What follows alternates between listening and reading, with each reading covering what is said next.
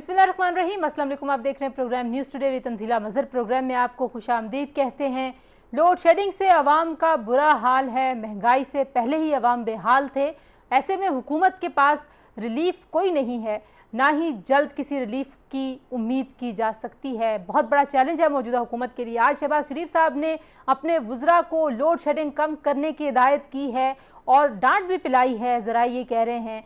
साथ साथ हम देख रहे हैं कि काबीना के अरकान के बाद अब जो सरकारी अफसरान हैं, आला अहदेदारान हैं, उनके तरफ भी पेट्रोल की कटौती का इशारा हो रहा है। और ये जो तजावीज़ हैं, ये जो इक़दामात हैं, क्या अवाम इस पर तसल्ली कर लेंगे? अवाम के लिए कितने खुशाइंद होंगे? और जो रिलीफ देने का ऐलान किया हुकूमत ने, वो कितना मौसर साबित हो सकता है? बार बार इस पर बहस हो रही है, बार बार उस पर सवाल हो रहा है। हुकूमत ने जो ये मुश्किल फ़ैसले करने शुरू किए हैं, जो सियासी नुकसान हो रहा है, जितनी गैर मकबूलियत है, उसका मुकाबला ये हुकूमत कैसे करेगी? ये एक दूसरा बड़ा सवाल है। इमरान खान साहब पहले ही हुकूमत के ख़िलाफ़ सरापा एहतजाज है और आज उन्होंने फिर एक बार एक जलसे से खिताब में कहा है कि मैं तो मुल्क की दौलत को बढ़ा रहा था, मैं तो जब IMF मुझे कह रहा था कि कीमतें बढ़ा दो, मैं तो उनको कम कर रहा था। सो उनके पास अब बहुत सारे कार्ड्स आ गए हैं महंगाई की सूरत में। IMF के प्रोग्राम की जो शराइत मौजूदा हुकूमत इम्प्लीमेंट कर रही है, तो ये सारे कार्ड्स ज़ाहिर है हुकूमत के ख़िलाफ़ जाते हैं और इस वक्त आवाम के जज्बात की तर्जुमानी भी कहीं ना कहीं इमरान खान साहब की तरफ से हो रही है। तो ये मामला अब किस तरफ जाएगा? कब तक मौजूदा हुकूमत जो पुरएतमाद नज़र आती है कि इस बहरान पर काबू पा लेगी, ये बहरान कम होने के इशारे हमें कब मिलेंगे? ये सबसे बुनियादी और अहम नुक्ता है जिसके ऊपर इन्हिसार करती है इन तमाम जमातों की सियासत और इनका मुस्तकबिल। इमरान खान साहब ने आज फिर एक बार बैरूनी साजिश का जिक्र किया है, उन ख़तरात की तरफ इशारा किया है और फिर उन्होंने कहा कि हुकूमत अगर इन ख़तरात को नहीं रोकेगी, अगर इदारे इंटरवीन नहीं करेंगे और ये जो हुकूमत है इसको नहीं रोका जाएगा, इसको हटाया नहीं जाएगा, असल में वो ये कहना चाहते हैं, तो फिर हमारा मुल्क तबाही से दो चार हो सकता है, इस मुल्क का नुकसान हो सकता है। उन पर बहुत ज़्यादा तनकीद है और इमरान खान साहब बहुत गैर मोहतात नज़र आते हैं अपने इस बयानिए में। शायद वो अपने सारे कार्ड्स खेलना चाहते हैं और इस्टेब्लिशमेंट पर इतना दबाव डालना चाहते हैं कि वो जो न्यूट्रल होने का दावा कर रहे हैं, कहीं ना कहीं जाके वो अपनी न्यूट्रलिटी ख़त्म कर दें। खान साहब इससे हासिल क्या करना चाहते हैं? इस तरह की मईशत में, इस तरह के हालात में अगर वो ख़ुद आते हैं और उनके वज़ीर ख़जाना ने कल सेनेट में कहा, शौकत तरीन साहब ने, कि IMF के बगैर आपका गुजारा नहीं है, तो यही पॉलिसियाँ उनको भी अपनानी पड़ेंगी। तो आखिर इतनी डेस्परेशन है क्यों, इतना दबाव वो डाल क्यों रहे हैं? ये वो सारे सवाल हैं जो आज के पैनल के सामने रखेंगे। हमें ज्वाइन करें पाकिस्तान मुस्लिम लीग नवाज़ के सीनियर रहनुमा सेनेटर गौस मोहम्मद खान नियाजी साहब। हमारे साथ मौजूद हैं पाकिस्तान तहरीक इंसाफ की मरकज़ी रहनुमा अंदलीब अब्बास साहिबा। हमारे साथ मौजूद हैं पाकिस्तान पीपल्स पार्टी के रहनुमा बैरिस्टर आमिर हसन साहब और हमारे साथ मौजूद हैं renowned journalist analyst Sabir Shah साहब। चारों मेहमानों का शुक्रिया। अंदलीब, गुफ्तगू का आगाज़ मैं आपसे करना चाहूँगी। आपके अपने वज़ीर ख़जाना थे जो शौकत तरीन साहब, उन्होंने सेनेट में कहा कि IMF ज़रूरी है और हुकूमत जो है पाकिस्तान का निज़ाम चला नहीं सकती IMF में जाए बगैर। आप कैसे देखती हैं उनके इस बयान को और पाकिस्तान तहरीक इंसाफ की पॉलिसी को? जी शुक्रिया तंजीला। सबसे पहली बात तो ये है, नंबर 1, कि ये जो इम्पोर्टेड मुसल्लत हुकूमत आई थी और इस एजेंडे के साथ आई थी कि इन्होंने अपनी जाके लूटमार जो है उसको पहले तो पानी से ख़त्म करना है, बिल्कुल लॉन्डर कर देना है और उसके बाद मजीद लूटमार करनी है। तो ये तो हम तो नहीं कह रहे, आपने 2 महीने में देख लिया कि 60% कैबिनेट आपकी क्रिमिनल है, ठीक है ना। जिस दिन ये इन्होंने ओथ लिया, प्राइम मिनिस्टर और चीफ मिनिस्टर साहब जो थे उनको तो वो इंडिक्ट होना था। उसके अलावा आप देखें कि जब से आए हैं इन्होंने 11 दिन बाहर गुजारे अभी और उसके अलावा 5 दौरे किए और अवाम को क्या दिया? अवाम को दी है तपती हुई धूप, गर्मी, अवाम को दिया पेट्रोल बम, अवाम को दिया बिजली का ड्रोन और अवाम को दिया महंगाई जो आपने कभी सुनी नहीं थी। तो ये जो है कि एक हफ्ते के अंदर आपने पेट्रोल 40% बढ़ा दिया, 60 रुपए, आपने बिजली जो है 9 रुपए बढ़ा दी, 35% बढ़ा दी। आप क्या समझते हैं कि अवाम जो है वो बिल्कुल ही बेचारी बैठी हुई है जिसको कुछ नजर नहीं आता? ये मेरी आपकी बात नहीं है तंजीला, ये पीएमएल पीटीआई की बात नहीं है, ये बात हाथ से निकल चुकी है। और ये हुकूमत को भी पता है कि ये 2 महीने लगा इनको टक करके इनके असल चेहरे, सबसे नालायक, नाअहल, निकम्मे, बिल्कुल। आप देखें कि हर दफा जाके लंदन में क्या डिसाइड हो रहा है कि जी हमने डिसाइड करना है, फिर वापस आके हो रहा है कि जी हमने मुश्किल फैसले करने हैं, फिर कहा है कि मुश्किल फैसलों का हमने फैसला कर लिया है। आप ये देखें कि जिस कदर अजियत इन्होंने 2 महीने में दी है शायद ही किसी ने दी हो। अच्छा, मैं उसके आपसे अलावा जो पूछूंगी कि हमारे अगर ये हालात इतने इतने बुरे हैं, मैं आपसे पूछूंगी कि आप अभी फौरन हुकूमत में आके इन हालात को कैसे ठीक करेंगे। लेकिन पाकिस्तान मुस्लिम लीग नवाज के सीनियर रहनुमा सेनेटर गौस मोहम्मद खान न्याजी साहब भी हमारे साथ मौजूद हैं। डॉक्टर साहब, क्या करेंगे आप लोग? आप लोग तो कह रहे थे कि महंगाई मुकाओ, मार्च के बाद हम हुकूमत में आए हैं तो ये जो महंगाई ख़त्म हो जाएगी। ये तो मामला बड़ा ख़राब है। आज वज़ीर आज़म ने कुछ वज़रा को कहा कि मैं नौकरी से निकाल दूंगा, लोड शेडिंग ख़त्म ना की गई तो कैसे मैनेज होगा? सिर्फ इन बयानात से तो आवाम की तसल्ली नहीं होती। बिस्मिल्लाहिर्रहमानिर्रहीम। देखिए तंजीला, जो हमें इक़्तिदार में आए हुए तकरीबन 1.5-2 महीने हुए हैं, और जो भी इन जो पॉलिसी हैं अभी हम अपनी पॉलिसी बना रहे हैं, नेक्स्ट बजट में हम आवाम को रिलीफ भी देंगे और इंशाल्लाह 1-2 महीने में महंगाई में कमी भी आएगी। अभी तक तो हम इनका किया धरा जो है ना, वो जो है ना भुगत रहे हैं। अभी जो इन्होंने IMF से मुआहदे किए थे और लोन लिया था, और जिस शख्स से आज के लोन लिए थे वही हम शराइत पूरी कर रहे हैं। IMF से तो हमने भी बात नहीं की।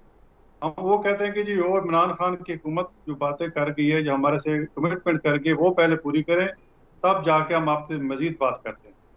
और IMF के पास जाना, ये खुद इनके वजीर खजाना साहब के वजीर खजाना फरमा रहे हैं कि IMF के पास जाना जरूरी है। तो आप हम कह तो रहे हैं ये ये जो इमरान बरूदी खान साहब की हुकूमत की कमिटमेंट है जो आप पूरी कर रहे हैं? बिल्कुल वही जो इमरान खान हमारे बारूदी सुन के छा गए थे, हम वही भुगत रहे हैं। अब ये सारी कमिटमेंट उन्होंने की थी कि हम इतना पेट्रोल भरेंगे, पेट्रोल की कीमत बढ़ाएंगे। और देखो एक आपका इंटरनेशनल जो एजेंसी से आपका एग्रीमेंट हुआ है, आप उसको फिल करें।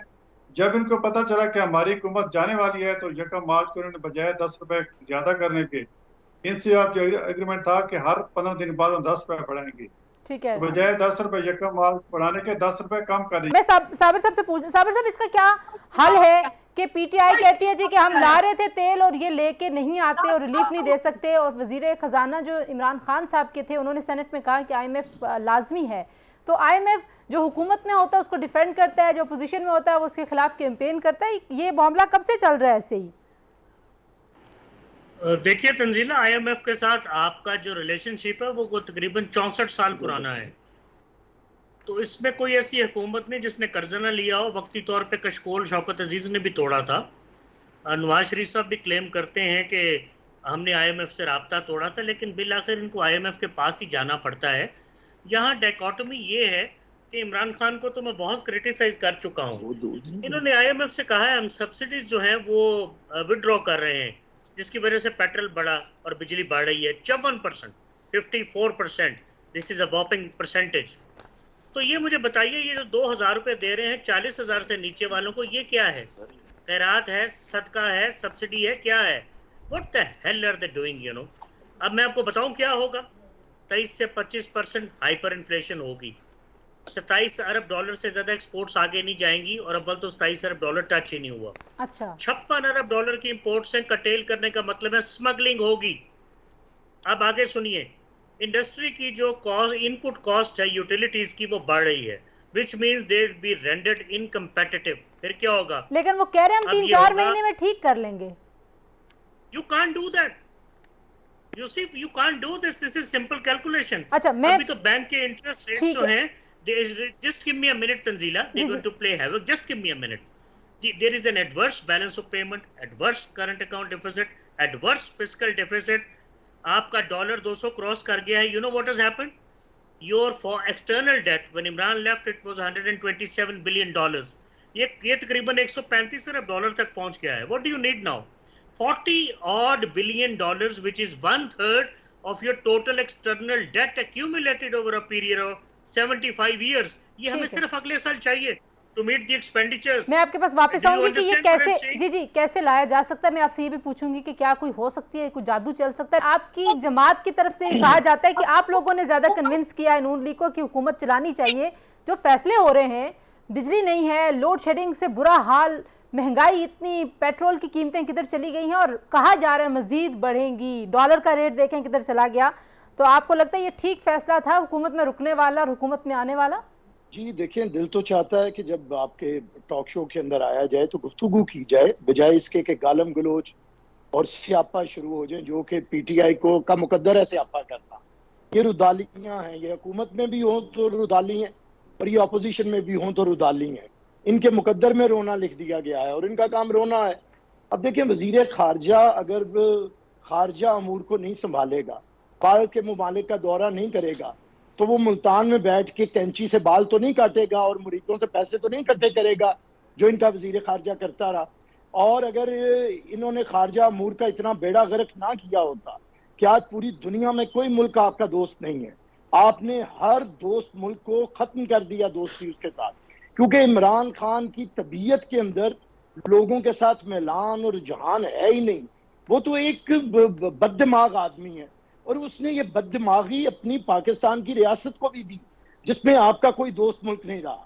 आज अगर बिलावल भुट्टो जरदारी ने ये चैलेंज कबूल किया है बतौर वजीर खारजा का, तो उसमें चंद दिनों के अंदर आपको रिजल्ट्स आ रहे हैं।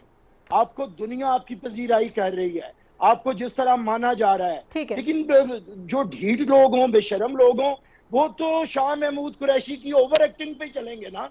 शाह महमूद कुरैशी की ओवर एक्टिंग। मैं आपसे भी गुजारिश करूंगी अगर अल्फाज जो हैं वो बेहतर चुने जाएं, क्या ये वजीर खारजा अगर अल्फाज बेहतर चुने जाए बैरिस्टर साहब, तो वो जरा ओवर एक्टिंग क्या बुरा वर्ड है?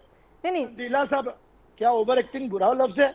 नहीं, मैं ओवर एक्टिंग में क्या बुरी है? आपको चोर डाकू बुरा नहीं लगा कि किसी अदालत ने किसी को चोर डाकू करार नहीं दिया, लेकिन आपको ओवर एक्टिंग बड़ा नहीं, मैंने ओवर एक्टिंग पे नहीं कहा। लोगों के अंदर बर्दाश्त हमारे पार्लिमानी अल्फाज के बारे में नहीं है।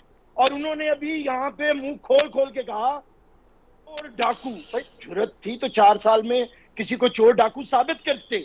आपने जो पाकिस्तान के साथ खिलवाड़ किया है, आज इकोनॉमी की आपने बात की है, इकोनॉमी का जो बेड़ा मैं वापस आती हूँ आपके पास, ब्रेक लेते हैं जी, एक ब्रेक, और ब्रेक से वापस आते हैं, हमारे साथ रहिए।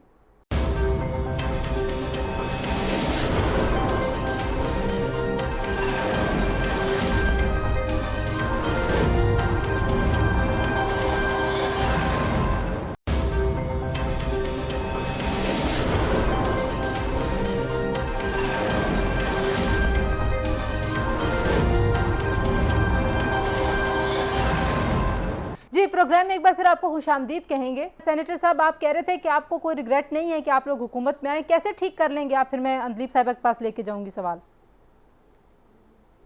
देखो जी, ये हमने तो एक चैलेंज कबूल किया है। अब हम किसी पाकिस्तानी, हमने ठीक करनी को बाहर से तो बंदा आएगा नहीं। इन्होंने तो पीटीआई ने तो जो गवर्नमेंट थी उसने सारे मामला IMF के हवाले कर दिए।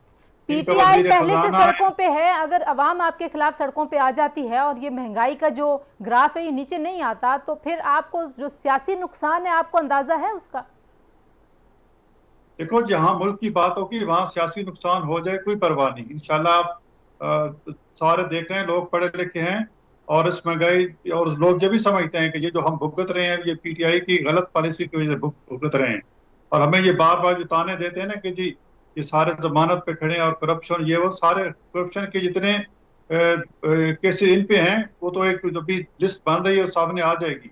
एक फर्क होगी का ये बयान बता दें कि उसकी करप्शन कितनी की, और ये हेलीकॉप्टर जो खान साहब ने खरीदा है वो भी फर्क होगी ने उसकी पेमेंट की है। बहरहाल ये का जाती मसला है, वो नैब देखेगा किस तरह के केस है।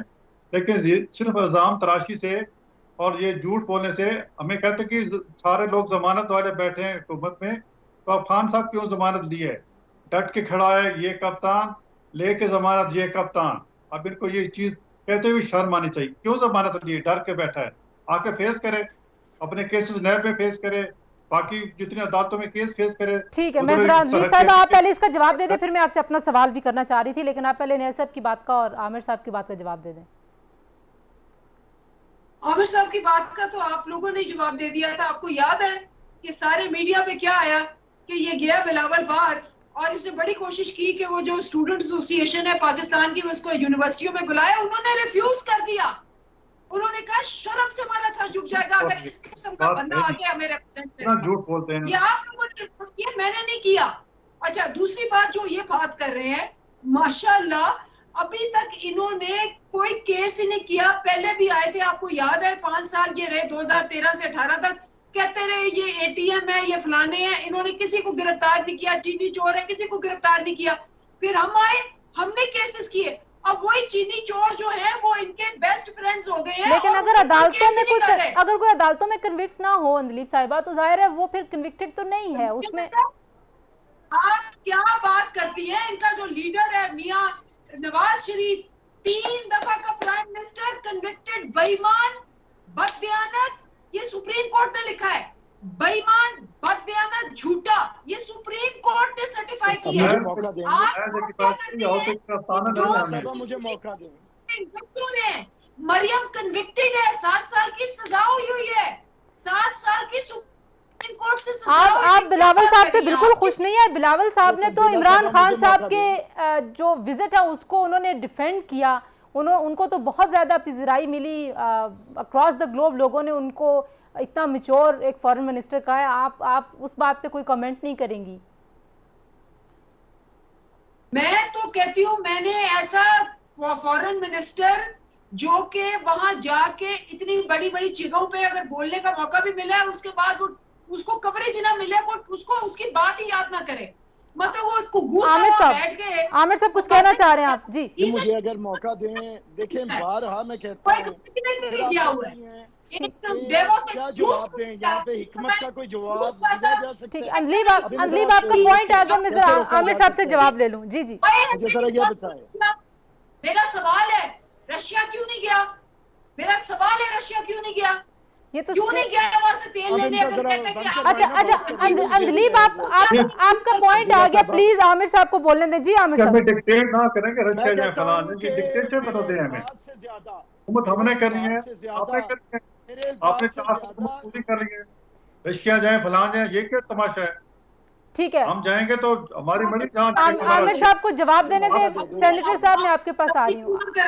आमिर साहब पहले आप बोल लीजिए। मैं कहता हूँ कि मैं गुफ्तगू करने से ज्यादा, चाहे रशिया जाना पड़े चाहे चाइना जाना पड़े, रशिया जाओ भाई। रशिया से वही बात कैसे करेंगे हम लोग प्रोग्राम में?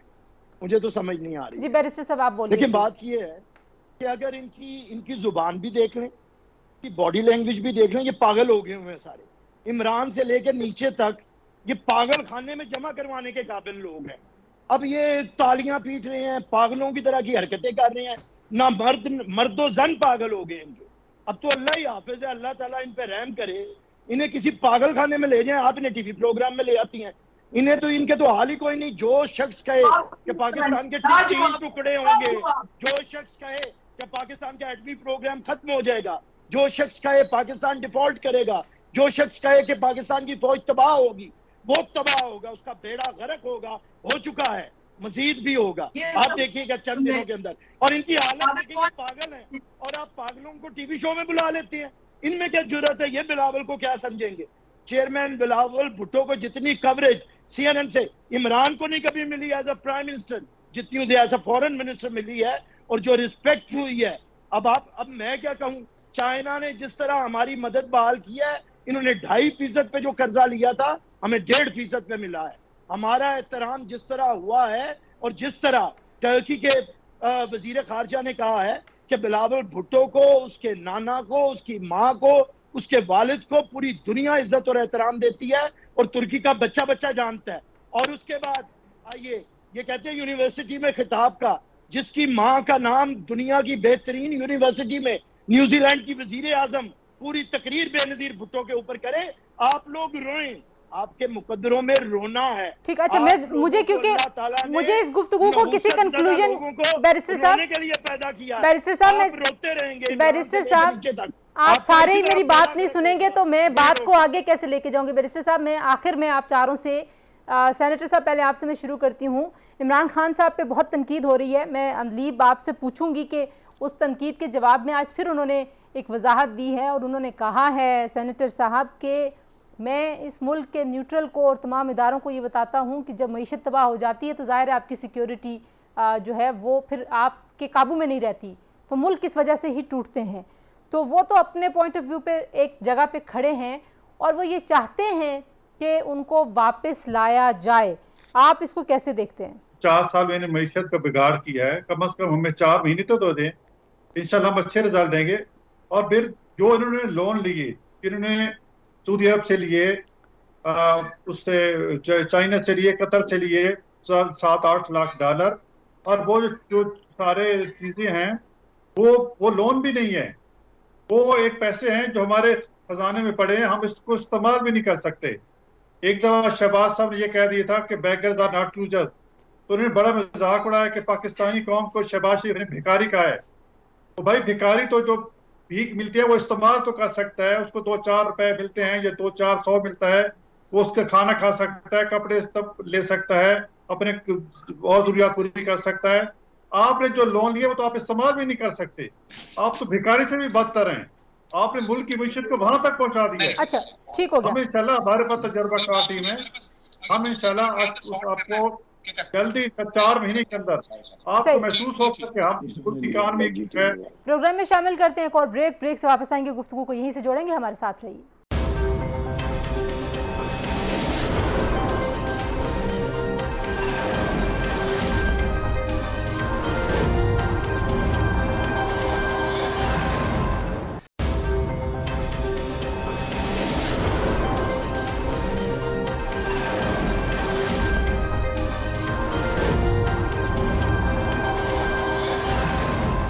Welcome back to News Today ji. Andleeb, कैसे देखती हैं आप खान साहब की तरफ से ये जो अंदलीब बस नहीं है, साबिर साहब आप किस तरीके से देखते हैं जो खान साहब का नया ये नैरेटिव है जिसके ऊपर बहुत ज़्यादा क्रिटिसाइज किया जा रहा है, तो इसको अब कैसे कितना डैमेज होगा ये इमरान खान साहब को जिस तरह का रिएक्शन आया है? देखिए तंजीला, इमरान खान की तकरीरें और जलसे दिखाए तो जा रहे हैं, लेकिन इमरान खान साहब के दौर में हुआ ये कि मीडिया हाउसेस के साथ बहुत बुरा सलूक हुआ। इवन हम सारे सहाफ़ी भी भुगत रहे हैं 4-4.5 साल में। तो अब इमरान खान के लिए बोलने को सहाफ़ी भी तैयार नहीं है। हालांकि बोलने के लिए मवाद ये है कि इमरान खान ने खतरात या एप्रीहेंशंस का इजहार किया है, और जब भी महंगाई होती है अवाम की वोट सपोर्ट और सिंपति किसी भी अपोजिशन लीडर की तरफ चली जाती है, वो जितना मर्जी बुरा रहा हो अपने इक़्तिदार में। सो मेरे ख्याल में पिछले 2-4 दिन में इमरान खान का वोट बैंक तो बढ़ा है। अब इमरान खान की सपोर्ट भी है, फेल बुरी तरह हुए क्योंकि उनका ये अवाम बड़ी क्लेवर है, बड़ी तेज़ है, जब डंडा सामने आता है तो ये भाग जाते हैं, लेकिन जलसे में म्यूजिक को तो हम सब सुन लेते हैं। ये जिंदगी का सबसे बड़ा शौक है इमरान खान के लिए भी। और दूसरी जो मैं बात आपसे अर्ज करना चाहता हूं, लेके जा सकेंगे ये जो मोमेंटम उन्होंने बनाया था, तो जाहिर मैं यही अर्ज कर रहा हूं कि मैं यही पूछना चाहता हूं इमरान खान से, जो कह रहे हैं इलेक्शन करवाइए, तो जनाब अभी तक तो जिन लोगों से आपने दुश्मनी कर ली है वो सीट्स पर मौजूद हैं, पावरफुल हैं, आप पावरफुल नहीं हैं। ठीक है, दुश्मनी तो आपकी हो गई है, इस बात में तो कोई दो राय नहीं। ठीक है अंदलीब, आप कैसे सारे सिस्टम की मौजूदगी में जी आप वोट लेकर भी इलेक्शन कैसे जीतेंगे? देखिए हुआ क्या है, खैबर पख्तूनख्वा इमरान खान के पास है, सिंध आसिफ जरदारी के पास है, पंजाब नवाज शरीफ के पास है, और बलोचिस्तान बाप के पास है, क्योंकि वहां ट्रबल ज्यादा है बॉर्डर के ऊपर। तो ये तो कोई बंदर बांट लग रही है मुझे, बड़ी सिस्टमेटिक। चले ठीक है, मैं जरा आगे का प्लान पूछ लूं अंदलीब साहिबा से भी। अंदलीब, एक तो खान साहब का जो बयानिया है जिसको इस तरह से लोग रिएक्ट कर रहे हैं कि शायद उन्होंने जो बातें की हैं वो मुल्क की सालमियत के लिए बड़ी ख़तरनाक हैं, ख़ुद उनको बड़ा नुकसान हो सकता है, पाकिस्तान तहरीक इंसाफ की सियासत जो है उसको नुकसान हो सकता है, तो कैसे देखती हैं आप? और इलेक्शंस के लिए कोई डेडलाइन भी आप लोगों के जहन में है कि इस अरसे में हो जाने चाहिए इलेक्शंस तो फिर ठीक है? देखिए, सबसे पहली बात तो ये है कि बेचारे ये सारे इतने डेस्परेट हैं, क्योंकि इनके ख्याल में ये जो इनका ढकोसला था ना कि हम बड़ा आके इकोनॉमी को फिक्स करेंगे, अब ये सबसे निकम्मे, नाअहल और बिल्कुल इनकॉम्पिटेंट साबित हो गए, और ये इनका ये भी निकल गया। अब मसला ये कि जितनी देर ये रहेंगे ये एक्सपोज होते जाएंगे। जो सबसे बड़ा ये फैक्टर मिस कर रहे हैं ना, वो ये है कि जमहूरियत में अवाम की ताकत होती है, और हमारे ठीक है ये सारे इकट्ठे हैं, सब इकट्ठे हैं, सारे स्टेक होल्डर्स का एक तरफ हैं, हम एक तरफ अकेले हैं, लेकिन हमारे पास अवाम की ताकत है और जब तक अवाम की ताकत होगी ना तब तक everything will be possible. Senator साहब, दिलीप साहिबा कह रही हैं कि खान साहब का जो बयानिया है अभी, जिसको लोग और गैर मोहतात कह रहे हैं, वो कह रही हैं सच तो गैर मोहतात ही होता है और कड़वा होता है। जब ये इख्तिदार में थे तो ये उस वक्त करते बयानिया, जिनकी गलतफहमी है कि ये अवाम में बार बार इलेक्शन की इसलिए रट लगाते हैं कि इलेक्शन होगा तो हम जीत जाएंगे फिर इख्तिदार में आ जाएंगे। इस तरह नहीं, जमीनी का कुछ और हैं कि जल्द से जो आप कहते हैं, ये इल्ज़ाम लगा रहे थे कि मरीम साहबा मैनेज करती है सिवाय एक चैनल की। मरीम साहबा ने एक चैनल पे इतराज़ किया है जो हमेशा डंडी मारता है और ARY को उन्होंने हवाला दिया। और ये जो PTI के जलसे होते हैं सिर्फ ARY को कवर करता है, बाकी उनको फॉलो करते हैं। इनके साथ जो तरीकाकार ये है कि 2000 को 10,000 और 10,000 को 1 लाख दिखाना, ये सारा एक यूनिवर्सिटी बनाई है, लोगों को बेवकूफ बनाते हैं। तो इलेक्शंस अब वक्त पर ही होंगे, ये आप लोगों का हतमी फैसला है, कोई प्रेशर आप लोग नहीं लेंगे? चाहे कोई ये कहते इलेक्शन हो जाएंगे, अगर ये आ भी जाए तो क्या इन्होंने 3.5 साल में क्या किया? मीशत को क्या ठीक किया है? मीशत हमने पाकिस्तानियों ने ठीक करनी है ना जी।